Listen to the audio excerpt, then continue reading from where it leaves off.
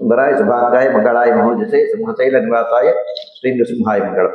శ్రీ శ్రీ శ్రీ వరాహలక్ష్మీ నృసింహస్వామి వారి సన్నిధానంలో పుష్యబహుళ సప్తమి శుక్రవారం స్వాతి నక్షత్రం ఫిబ్రవరి 2వ తారీఖు యథావిధిగా 4 గంటల నుంచి 4:30 గంటల వరకు సుప్రభాత సేవ. సుప్రభాత సేవలో భాగస్వాములు కాగోరు వారు దానికి తగిన రుసుము చెల్లించి పరిమిత సంఖ్యలో భాగస్వాములు కావచ్చు. 4:30 గంటల నుంచి 6:30 గంటల వరకు ప్రాతరారాధన. ప్రాతరారాధనలో భాగస్వాములు కాగోరు వారు దానికి తగిన రుసుము చెల్లించి పరిమిత సంఖ్యలో భాగస్వాములు కావచ్చు.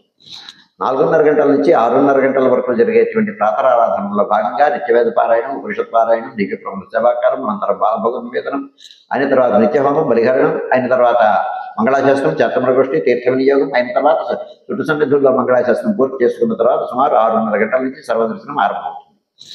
7:30 గంటలకు సహస్రనామార్చనం, 8 గంటల నుంచి 8:30 గంటల వరకు శుక్రవార ప్రయుక్తంగా సింహవల్లి తాయారు సన్నిధిలో సహస్రనామార్చనం, కుంకుమార్చనం, 8:30 గంటలకి ఆర్జిత గరుడ సేవ, 9:30 గంటలకు ఆర్జిత నిత్య కళ్యాణం ఆరంభమవుతాయి. ఆయా సేవల్లో భాగస్వాములు కాగోరు వారు ఆయా సేవలకు తగిన రుసుము చెల్లించి పరిమిత సంఖ్యలో సంప్రదాయ వస్త్రధారణతో భాగస్వాములు కావచ్చు.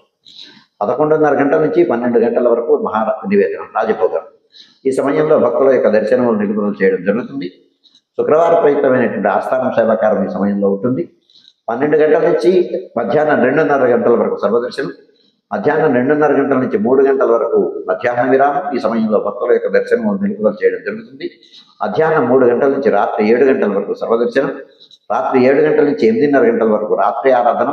రాత్రి ఆరాధనలో భాగస్వాములు కాగోరు వారు దానికి తగిన రుసుము చెల్లించి పరిమిత సంఖ్యలో భాగస్వాములు కావచ్చు.